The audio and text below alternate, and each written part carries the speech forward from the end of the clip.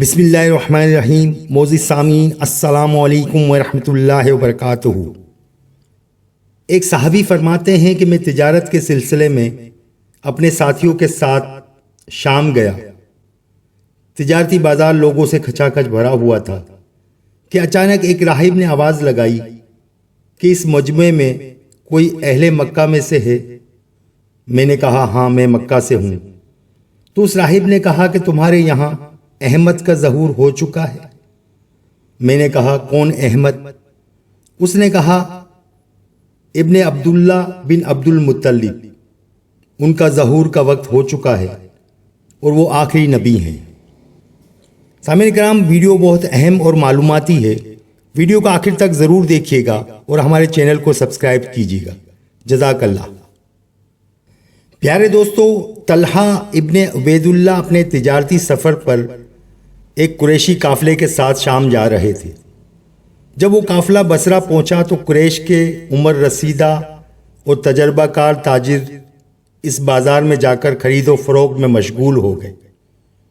اگرچہ طلحہ ایک کمسن نوجوان تھے اور ان لوگوں کی طرح مہارت اور تجربہ نہیں رکھتے تھے، مگر اپنی غیر معمولی ذہانت اور بصیرت کے بل پر وہ بآسانی ان کا مقابلہ کر سکتے تھے اور اچھے سودے طے کر لینے میں کامیابی حاصل کر لیتے تھے۔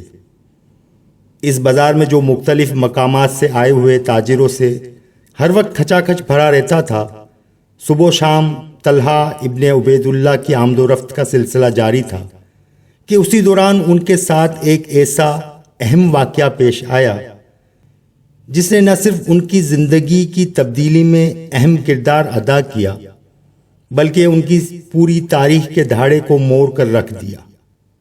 ہم یہ بات طلحہ ابن عبید اللہ ہی پر چھوڑتے ہیں کہ وہ اس تجسس خیز داستان کو اپنے الفاظ میں بیان کرے۔ حضرت طلحہ فرماتے ہیں کہ ہم بصرہ کے بازار میں تھے کہ ہم نے ایک راہب کو یہ اعلان کرتے ہوئے سنا۔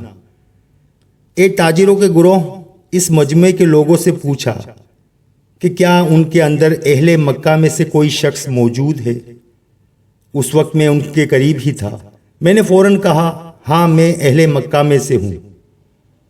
تو اس نے پوچھا کیا تمہارے یہاں احمد کا ظہور ہو چکا ہے؟ کون احمد؟ میں نے تعجب سے پوچھا۔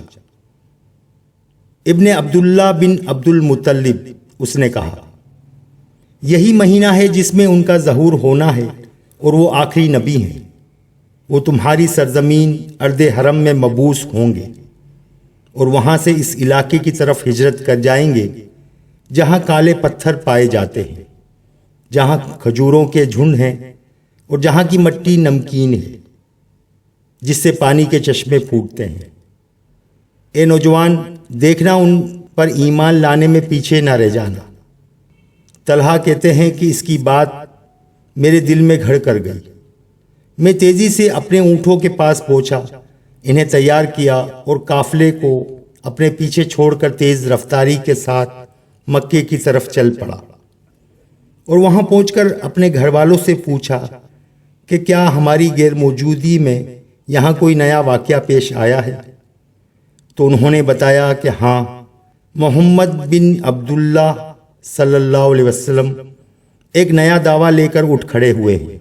وہ کہتے ہیں کہ میں نبی ہوں اور ابو قحافہ کے بیٹے ابو بکر نے ان کی پیروی اختیار کر لی ہے۔ حضرت طلحہ کہتے ہیں کہ میں حضرت ابو بکر صدیق کو پہلے سے جانتا تھا۔ وہ نہایت نرم مزاج اور دل عزیز اور رحم دل آدمی تھے۔ اس کے علاوہ وہ ایک خوش اخلاق اور راست باز تاجر تھے۔ ہم لوگ ان سے مانوس تھے اور ان کی صحبت میں بیٹھنا پسند کرتے تھے کیونکہ وہ قریش کی تاریخ سے باخبر اور ان کے انصاف کے ماہر تھے۔ میں نے ان کے پاس جا کر پوچھا کیا یہ بات صحیح ہے کہ محمد بن عبداللہ صلی اللہ علیہ وسلم نے نبوت کا دعویٰ کیا ہے اور آپ نے ان کی پیروی اختیار کر لی ہے؟ انہوں نے کہا کہ ہاں، اور مجھے ان کے حالات سنا کر اپنے ساتھ ان کے دین میں داخل ہونے کی ترغیب دینے لگے۔ اور جب میں نے ان کو راہب کی بات سنائی تو وہ حیران رہ گئے اور مجھ سے کہا کہ میرے ساتھ محمد صلی اللہ علیہ وسلم کے پاس چلو، تاکہ یہ واقعہ جو تمہارے ساتھ پیش آیا ہے ان کے سامنے بیان کرو، ان کی دعوت کو ان کی زبان سے سنو اور اللہ کے دین میں داخل ہو جاؤ۔ حضرت طلحہ کہتے ہیں کہ پھر میں ان کے ساتھ محمد صلی اللہ علیہ وسلم کی خدمت میں حاضر ہوا۔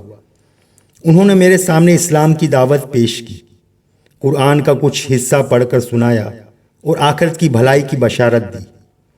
اللہ تعالیٰ نے میرے سینے کو اسلام کے لیے کھول دیا۔ جب میں نے ان کو بصرہ کے راہب کا قصہ سنایا تو نہایت خوش ہوئے، اور اس خوشی کے آثار ان کے چہرے پر نمایاں تھے۔ پھر میں نے ان کے سامنے کلمہ شہادت کا اقرار کیا۔ اس طرح میں چوتھا شخص تھا جو حضرت ابو بکر رضی اللہ تعالیٰ عنہ کے ہاتھ پر ایمان لایا۔ اس قریشی نوجوان کے قبول اسلام کی خبر سن کر اس کے گھر والوں اور خاندان کے لوگ سکتے میں پڑ گئے، جیسے ان کے اوپر بجلی گر پڑی ہو۔ خصوصاً ان کی ماں کو اس واقعے سے زبردست صدمہ پہنچا اور وہ غم سے نڈھال ہو گئیں، کیونکہ انہیں امید تھی کہ اپنے بلند اخلاق اور کریمانہ خصائل کی بنا پر ان کا بیٹا ایک دن اپنے قبیلے کا سردار بنے گا۔ ان کے قبیلے والوں نے انہیں اپنے دین سے پھیرنے کی بہترین کوششیں کی، مگر وہ ٹس سے مس نہ ہوئے اور ایک مضبوط پہاڑ کی طرح اسلام پر جمے رہے۔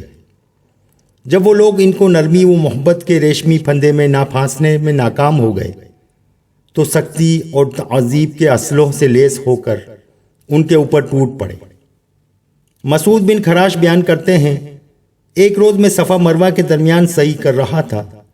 اسی دوران میں نے دیکھا کہ بہت سے لوگ ایک نوجوان کا پیچھا کر رہے ہیں جس کے دونوں ہاتھ اس کی گردن کے ساتھ بندھے ہوئے ہیں۔ لوگ ان کے پیچھے دوڑ رہے تھے، اسے دھکے دے رہے تھے اور اس کے سر پر مار رہے تھے۔ اس نوجوان کے پیچھے ایک بوڑھی عورت تھی جو چیخ چیخ کر اسے گالیاں دے رہی تھی۔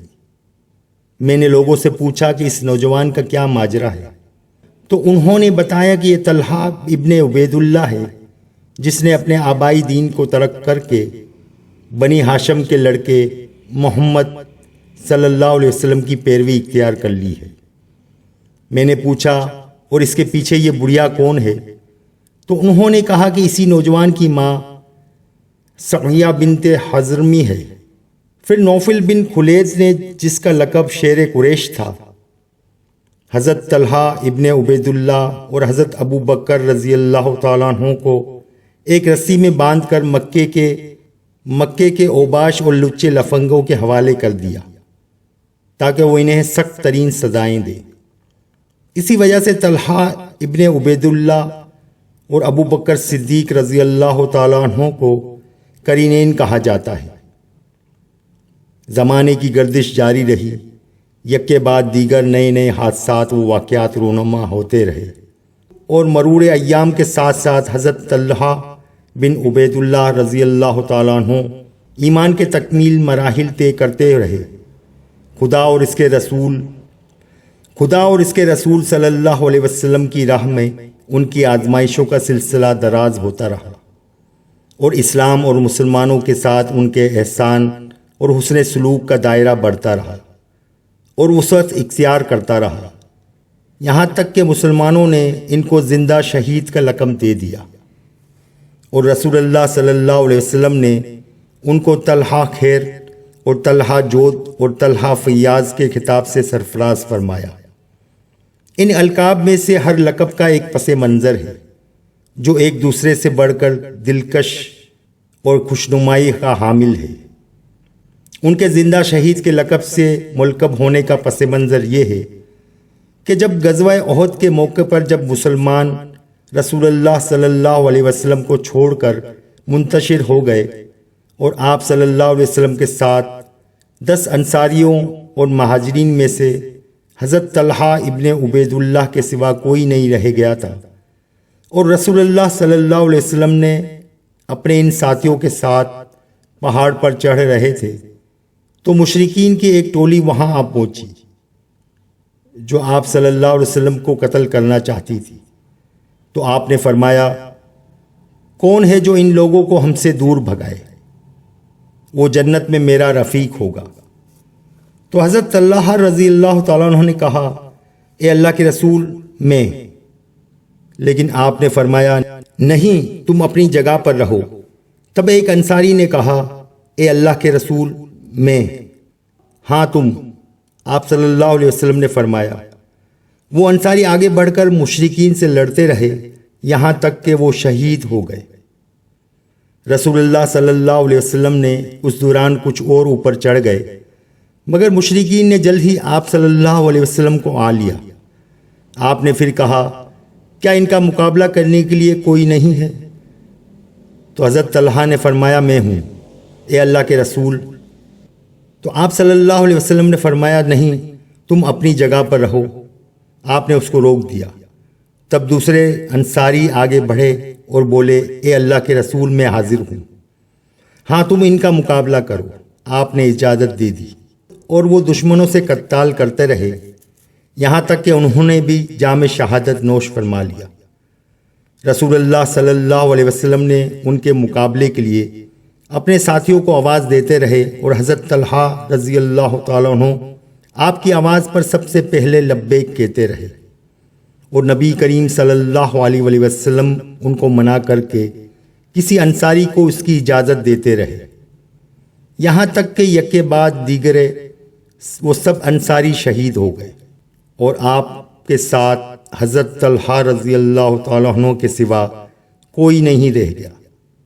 جب دشمن پھر آپ صلی اللہ علیہ وسلم کے قریب پہنچ گئے تو آپ نے حضرت طلحہ سے فرمایا اب تمہاری باری ہے۔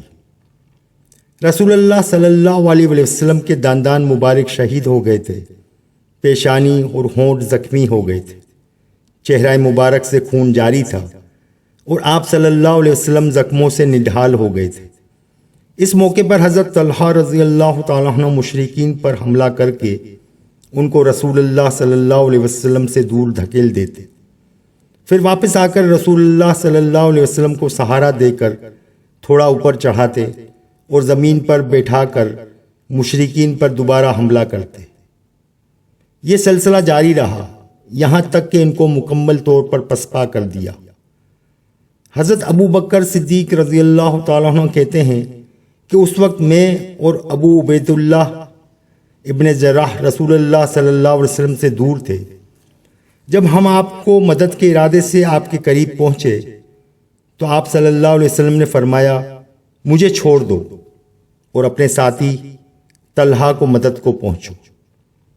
جب ہم ان کے پاس پہنچے تو دیکھا کہ ان کے جسم سے بے تحاشا خون بہہ رہا ہے، اور ان کے بدن پر تلواروں، نیزوں اور تیروں کے 70 سے زیادہ زخم ہیں۔ ان کے ہتھیلی کٹ گئی ہے اور وہ ایک گڑھے میں بے ہوش پڑے ہیں۔ اس کے بعد رسول اللہ صلی اللہ علیہ وسلم اکثر فرمایا کرتے تھے جو کسی ایسے شخص کو زمین پر چلتا پھرتا دیکھنا چاہتا ہو جو اپنی موت پوری کر چکا ہو، وہ طلحہ ابن عبید اللہ کو دیکھ لے۔ اور حضرت ابو بکر جب غزوہ احد کا ذکر کرتے تو فرماتے وہ پورے کا پورا طلحہ کا دن تھا۔ یہ تھا وہ قصہ جس کی وجہ سے حضرت طلحہ ابن عبید اللہ رضی اللہ تعالیٰ عنہ کا لقب زندہ شہید پڑا۔ رہی ان کی طلحہ خیر اور طلحہ جود کے القاب کی بات تو اس کے سینکڑوں قصے ہیں، اور انہی میں سے ایک قصہ آپ سے شیئر کر رہا ہوں۔ حضرت طلحہ رضی اللہ تعالیٰ عنہ بہت بڑے تاجر اور نہایت مالدار آدمی تھے۔ ایک روز ان کے پاس کہیں سے 70 لاکھ درم کی کثیر رقم آئی۔ وہ رات بھر غمگین اور پریشان رہے۔ ان کی پریشانی دیکھ کر ان کی اہلیہ حضرت ام کلثوم بنت ابو بکر رضی اللہ تعالیٰ عنہ نے کہا ابو محمد آپ کو کیا ہوا ہے؟ شاید میری طرف سے آپ کو کوئی تکلیف پہنچی ہے۔ نہیں، تم تو ایک بہترین مسلمان بیوی ہو۔ میں رات بھر یہ سوچتا رہا کہ وہ شخص اپنے رب کے بارے میں کیا گمان رکھتا ہے جس کے گھر میں اتنی بڑی مقدار میں رقم پڑی ہو اور وہ بے فکر سو رہا ہو۔ تو اس میں فکر اور پریشانی کی کیا بات ہے؟ آپ اپنے محتاج اہل قبیلے اور مفلس احباب کو کہاں بھولے ہوئے ہیں؟ صبح کو یہ ساری رقم ان کو بانٹ دیجیے گا۔ حضرت ام کلثوم رضی اللہ تعالیٰ عنہ نے رائے دی، اللہ تعالیٰ تمہارے اوپر رحمت نازل فرمائے، واقعی تم صاحب توفیق اور صاحب توفیق کی بیٹی ہو، انہوں نے خوش ہوتے ہوئے کہا۔ اور صبح کے وقت انہوں نے وہ ساری رقم تھیلیوں اور بڑے بڑے پیالوں میں رکھ کر فقراء اور مہاجرین اور انصار میں تقسیم کرا دی۔ بیان کیا گیا ہے کہ ایک شخص حضرت طلحہ رضی اللہ تعالیٰ عنہ کی خدمت میں حاضر ہوا کہ ان سے مدد کا طالب ہو، اور اپنی ایک رشتہ داری کا ذکر کیا جو دونوں کو باہم جوڑتی تھی۔ حضرت طلحہ رضی اللہ تعالیٰ عنہ نے کہا کہ آج سے پہلے مجھ سے اس رشتے کا کسی نے ذکر نہیں کیا۔ بہرحال میرے پاس ایک زمین ہے جس کے لیے حضرت عثمان ابن عفان مجھے 3 لاکھ درہم دے رہے ہیں۔ اب اگر تم چاہو تو وہ زمین لے لو، اور اگر چاہو تو اسے فروخت کر کے میں تم کو 3 لاکھ نقد دے دیتا ہوں۔ تو اس آدمی نے کہا کہ میں اس کی قیمت لینا زیادہ مناسب سمجھتا ہوں۔ چنانچہ انہوں نے اس کو وہ رقم دے دی۔ طلحہ خیر اور طلحہ جوت کو یہ لقب مبارک ہو، اور جو رسول اللہ صلی اللہ علیہ وسلم نے ان کو مرحمت فرمایا ہے، اور اللہ تعالیٰ ان سے راضی ہو اور وہ ان کی قبر کو روشن اور منور کرے، آمین۔ تو معزز سامعین کرام، یہ تھی آج کی ویڈیو۔ اللہ تعالیٰ ہم سب کو اللہ اور اس کے رسول صلی اللہ علیہ وسلم کی محبت نصیب فرمائے، اور صحابہ کرام کے نقش قدم پر چلنے کی توفیق عطا فرمائے۔ ویڈیو اگر پسند آئی ہو تو لائک اور سبسکرائب ضرور کیجیے گا۔ انشاءاللہ تعالیٰ پھر ملیں گے نیکسٹ ویڈیو میں۔ اللہ حافظ۔